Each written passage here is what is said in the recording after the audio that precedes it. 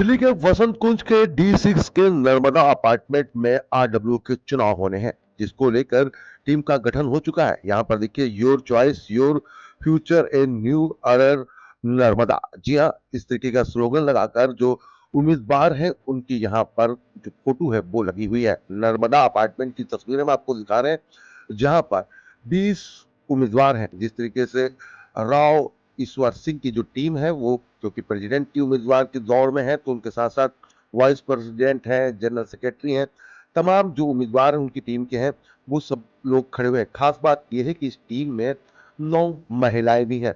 20 लोगों की इस पूरी टीम का गठन हो चुका है। 6 अप्रैल को चुनाव है, जिसको लेकर अपील करी जा रही है। वहीं आरडब्ल्यू के प्रेसिडेंट के तौर पर जो उम्मीदवार हैं उनसे खास बातचीत हुई राव ईश्वर सिंह से। उन्होंने क्या कहा, किस तरीके से चुनाव के लिए लोगों से अपील करी और क्या मुद्दे हैं जिन मुद्दों को लेकर वो चुनाव के मैदान में उतरे हैं। क्योंकि पिछले 13 सालों से जो प्रेसिडेंट है उनके साथ उनकी भागीदारी थी, लेकिन इस बार नर्मदा ने जो बदलाव की पुकार करी है कि इस बार बदलाव होना चाहिए, उसको लेकर कितनी तैयारी करी है राव ईश्वर सिंह ने। आइए सुनवाते हैं आपको किस तरीके से उन्होंने अपनी बातों को रखा मीडिया के सामने। नमस्कार दोस्तों, मैं दीप सिलोड़ी लेके आया हूँ आपका खास कार्यक्रम। और आज हम पहुंचे हैं नर्मदा अपार्टमेंट में बसंत कुंज में।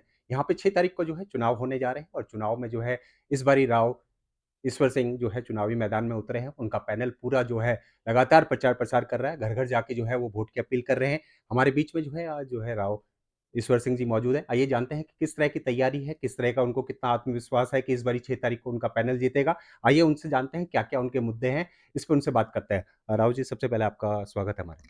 Thank you. अ, 6 तारीख को यहाँ पे चुनाव होने जा रहे हैं। ऐसे में कितनी तैयारी आपकी चल रही है और किस तरह से आप जनता के बीच में पहुँच रहे हैं? देखिए, हमारे नौजवान, बुद्धिजीवी और युवा उम्मीदवारों की टीम है और पूरे जोश-शोश के साथ उतरी है। और हमारे टीम के अंदर 9 महिलाएँ और 11 पुरुष हैं। और 9 महिलाएँ हैं, वो भी बहुत शिक्षित हैं और घर-घर हम पूरी टीम को साथ लेकर जा रहे हैं। अ, पहले भी जो है आप आरडब्ल्यूए के साथ रह चुके हैं, वाइस प्रेज़िडेंट के पद पे आपने काम किया है। किस तरह का अनुभव रहा और क्या लगता है कि अब आप खुद प्रेज़िडेंट के लिए खड़े हो रहे हैं, तो ऐसे में क्या लगा कि आपको अब खुद भी सेवा करनी चाहिए फ्रंट पे आके? ऐसा पिछली आरडब्ल्यू में काफ़ी समय तक काम किया है, उसमें व्यक्तिगत तालमेल हमारा बहुत अच्छा रहा था, लेकिन आरडब्ल्यू के हिसाब से उसमें क्या था कि सारे सुझाव रखते थे, लेकिन सुझावों को अहमियत नहीं दी जाती थी, क्योंकि उसमें फैसला थोपा जाता था। उस बात से दुखी होकर नई आरडब्ल्यू में हम ये कोशिश करेंगे कि सभी साथियों को साथ में लेकर और सभी निवासियों की राय लेकर जो भी फैसला करेंगे और एक सोसाइटी के विकास के लिए जो संभव हो सकेगा उतना हम काम करेंगे। अ, आपके क्या-क्या मुद्दे हैं इस बारी नर्मदा अपार्टमेंट के? क्योंकि आप काफ़ी समय से जुड़े हुए हैं, तो क्या-क्या मुद्दे लेके आप चल रहे हैं और क्या लगता है कि क्षेत्र की कितनी आप जो है मदद कर पाएँगे, लोगों को कितना विकास के पथ पे आगे बढ़ाएँगे? क्या-क्या मुद्दे रहेंगे आप? यहाँ पर एक पार्किंग की समस्या है, बच्चों को खेलने की, बच्चों के म्यूजिक और सिंगिंग की। उसके बाद में हमारे उसके साथ में पानी की समस्या भी यहाँ रहती है। और जो बुज़ुर्ग हैं उनके लाइब्रेरी वगैरह की सुविधा नहीं है, तो ये सारी चीज़ों को हम ध्यान में रखकर और सभी का सुझाव लेकर जो भी समस्याएँ हैं उनको जल्दी ही निदान एक के बाद एक शुरू करेंगे। आपके पैनल में काफ़ी महिलाएँ भी हैं, क्या लगता है कि महिलाओं को जोड़ के कितना आपको लगता है कि बेनिफिट मिलेगा? और क्षेत्र की जनता के पास जब आप जा रहे हैं घर-घर, तो उसका कितना फ़ायदा मिल रहा है? देखिए, महिलाओं से हमारे को ये फ़ायदा हुआ कि जो क्योंकि यहाँ घर-घर की समस्याएँ, बच्चों से संबंधित समस्याएँ जो भी हैं वो उनकी समस्याएँ समझ सकेंगी और उनका निदान में महत्वपूर्ण भूमिका वो निभाएँगी। ख़ास तौर से आरडब्ल्यू में क्या होता है कि सुरक्षा की बड़ी एक में अहम भूमिका रहती है, तो इसमें सुरक्षा और सिक्योरिटी की आप किस तरह से कर रहे हैं? ऐसा क्या है, अभी जो सिक्योरिटी और सुरक्षा के नाम पर कुछ नहीं है, क्योंकि हमारे यहाँ पर कोई किसी तरह की रोक नहीं है, कोई कभी आ जाता है, कभी जाता है, कोई एंट्री का प्रावधान नहीं है। सुरक्षा प्रणाली को हम सुदृढ़ करेंगे, एक-एक एंट्री।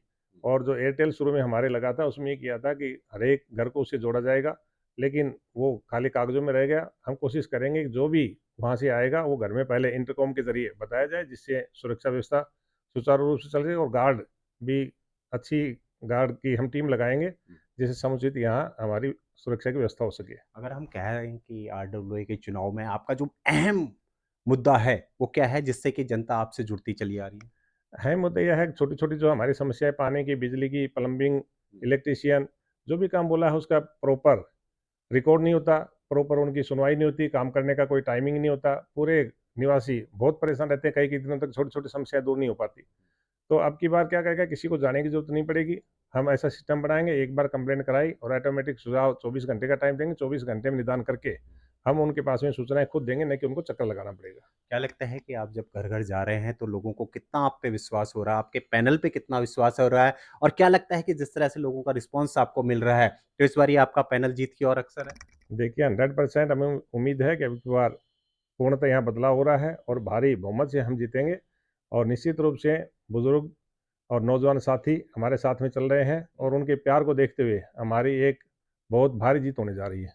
क्या संदेश देना चाहेंगे आप सभी को? क्योंकि 6 तारीख नज़दीक आ रहा है, ऐसे में आजकल नवरात्रे भी चल रहे हैं, नवरात्रों में ही जो है आपका चुनाव भी है, तो माता रानी का कितना आशीर्वाद रहेगा आप पे? मैं सभी माताओं और बहनों से एक अपील करूँगा कि इस मौके को, क्योंकि 13 साल का जो यहाँ का राज था उसको समाप्त करने के लिए अब की बार हमें मौका दें, जिससे हम यहाँ की समस्याएँ निदान कर सकें और इस भयमुक्त कर सकें सोसाइटी को। किसी प्रकार का किसी को कोई डर नहीं होगा और यहाँ आराम से शांति के माहौल में हम रह सकेंगे।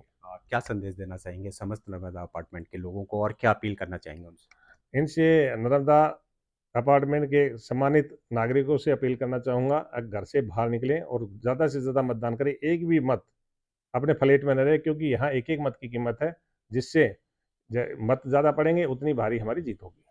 तो आपने देखा कि इस बारी जो है राव ईश्वर सिंह जी ने साफ कहा है कि बदलाव होगा। अब उम्मीद करते हैं कि किस तरह का बदलाव होगा ये तो आने वाले वक्त पे ही पता चलेगा। 6 तारीख को जब वोटिंग होगी तो उससे पता चलेगा कि आखिर पलड़ा किसकी ओर भारी है। लेकिन जिस तरह से इन्होंने कहा है कि इस बारी बदलाव होगा तो उनको पूरी उम्मीद है कि उनका पैनल जो है विजयी होगा। नर्मदा अपार्टमेंट के जो है विकास के पथ पे इसको आगे बढ़ाएँगे।